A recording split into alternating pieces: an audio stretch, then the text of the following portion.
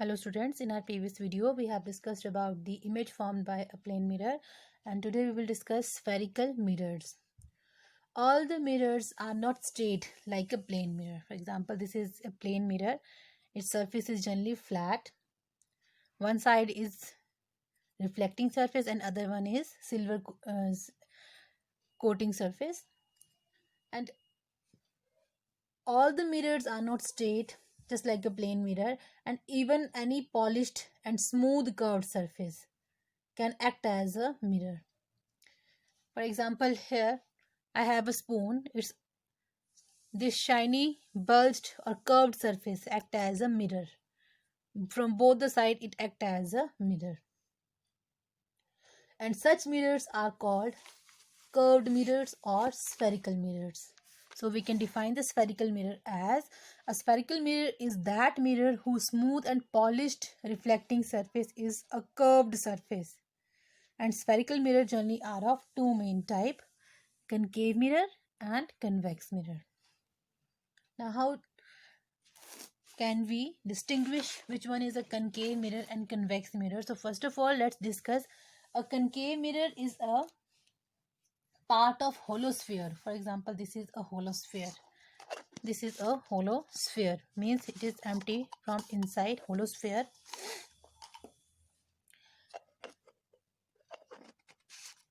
Concave mirror is the part of a hollow sphere whose outer surface, that is, it is a hollow sphere, and this concave mirror is its part. For example, assume that, suppose it is its part.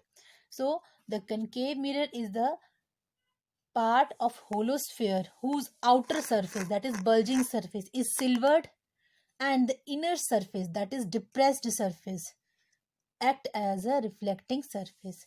And we can diagrammatically represent the concave mirror like this. This surface blue line, that is curved blue line, act as a concave surface, and outer pink line, they act as a silver coating that is protected by paint. And the second one is convex mirror. Convex mirror is a part of hollow sphere. Again, this is a hollow sphere. It is a part of hollow sphere whose outer surface, that is its bulging surface, act as a reflecting surface, and the inner surface, this portion, that is depressed surface, is silvered. So the reflecting side is generally bulged outside, which is known as a convex mirror. And we can say that, see that this is a reflecting surface of a convex mirror and this is a silvered side, generally protected by a paint. So outer surface of convex mirror is reflecting surface. So before understanding the terminology of the spherical mirror, let's understand the phenomena of convergence and divergence of light. The word convergence and divergence. Convergence means bend inward, and divergence, bend outward. For example, here I have placed 3 pencils on a cardboard, and first of all we will understand the phenomena of convergence. Convergence of light means if a parallel beam of light, these all pencil act as a parallel beam of light. If a parallel beam of light after reflection meets at a point, for example, they all are meeting at a point like this. They all are meeting at a point. So this phenomena is known as, this process is known as convergence of light. The reflected beam, these pencils act as a beam of light. Okay, the reflected beam is known as convergent beam of light. And convergence of light by a concave mirror is generally done by a concave mirror. So concave mirror is also known as a converging lens, converging mirrors. Similarly, if there is another phenomena, that is divergence of light. If these are again parallel beam of light, if these all parallel beam of light after reflection diverge like this. Diverge means they spread out, they bend outward and appears to come from a point like this. They bend outwards like this. Now they are bending, they are not meeting at any point, but they appear to come from a point. Then the process is known as divergence of light. This is convergence of light, means all the parallel rays after reflection they are meeting at a point, means they are bending inward. Bending inward, this is known as convergence, and it is convergence is generally in case of a concave mirror. And the second phenomena is divergence of light, spreading of light outside. The reflected beam is known as divergent beam of light. Now let's discuss some important terms related to the spherical mirror. As we know that the spherical mirrors are a part of holosphere. So the first term is center of curvature. Assume that or suppose that it is a holosphere. Both are holosphere. One have reflecting surface curved inward, that is known as concave mirror, and reflecting surface bulged outside, that is known as convex mirror. The center of the sphere of which the spherical mirror is a part is called center of curvature of spherical mirror, and it is generally represented as C. Here this is the center of curvature of concave mirror and center of curvature of convex mirror. Second is radius of curvature. Radius of curvature or radius of sphere of which the given mirror is a part.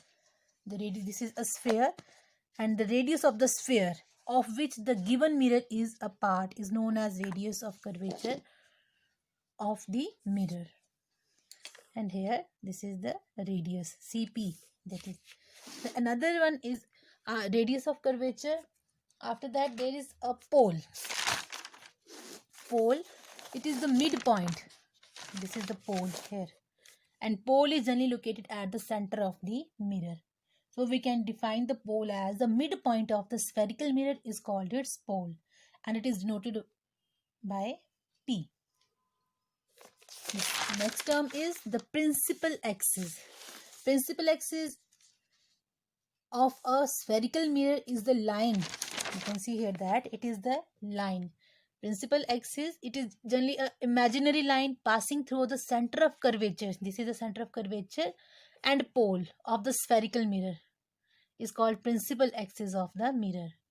And if we extend in a backward direction, here you can see that CP is the principal axis. So the principal axis of a spherical mirror is the line joining the pole of the mirror and its center of curvature. Next is normal. Generally, the normal to a spherical mirror is the line joining that point to the center of curvature of the mirror, or it is just the radius of the sphere, and sphere at that point on the mirror. For example, here you can see that it is a normal. Radius is generally called the normal. The next is the focus. It is very important. The principal focus of a spherical mirror is the point on the principal axis at which the parallel rays of light after getting reflected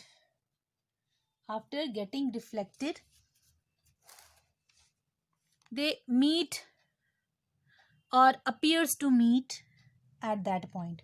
For example, this is a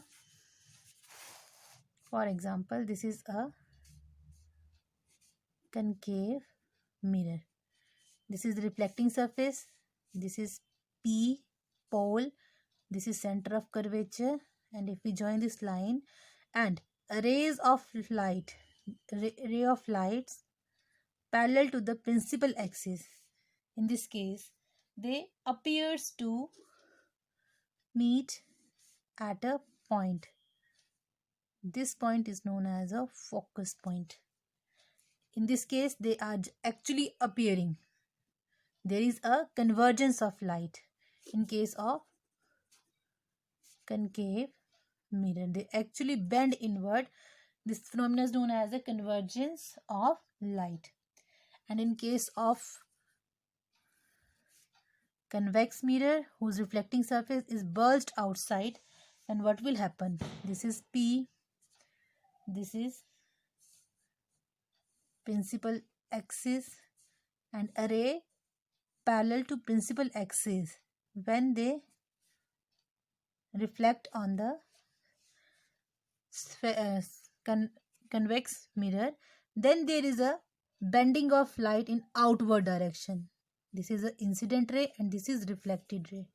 This is incident ray and this is reflected ray. But they are not actually meeting with each other, but they appear as they are meeting at a point. And at this point, image is formed. And in case of concave mirror, the ray of light parallel to the principal axis after reflection actually meet the principal axis at F. This is the focus point. So principal focus of a concave mirror is real. It is real focus.